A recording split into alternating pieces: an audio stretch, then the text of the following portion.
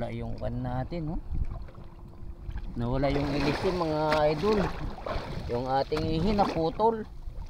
Walang paglagyan. Wala na, hilahin na tayo ni kuya.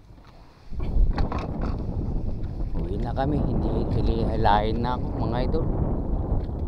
Masama pa naman ang panahon, no?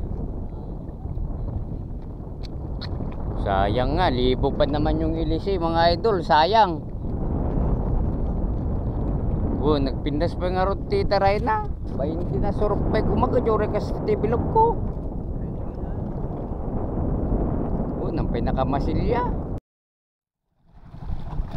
Ito yung mga pagkakataon na mapuputol yung ihi mo mga idol.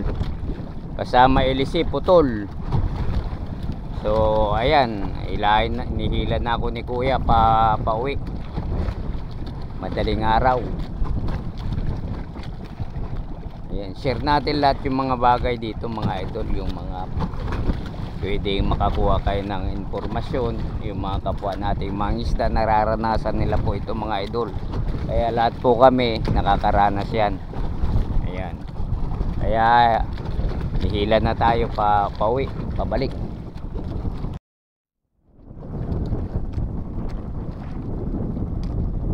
Yung buwan parang ng buwan. Ayan, malapit na kami sa amin.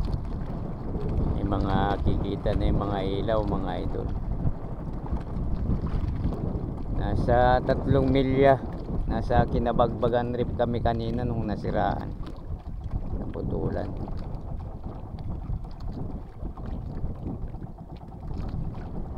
Ayan, tinali muna natin pansamantala yung bangka natin mga idol kasi wala pang magsampa. Tulog pa yung mga dispatcher boy. Tulog pa sila kaya ito. Tinali ko muna dun sa may kahoy para hindi ano rin. Ayan, magliliwanag. Si Kuya Dani nagtuloy pa siya mga idol.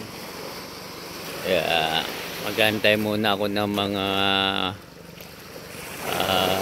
magbubuhat.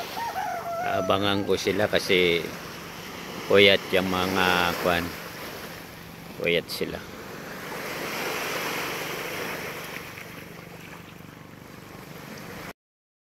Putulo mga idol. Naku. Ayan. Papatrade natin. Hanggang dito siguro papatrade tapos. Sayang yung ilisi natin. Ayan. Nangiram muna tayo. Ayan, thank you sa panonood ng ating update na lang kayo bukas pag makalaot ulit tayo mga idol.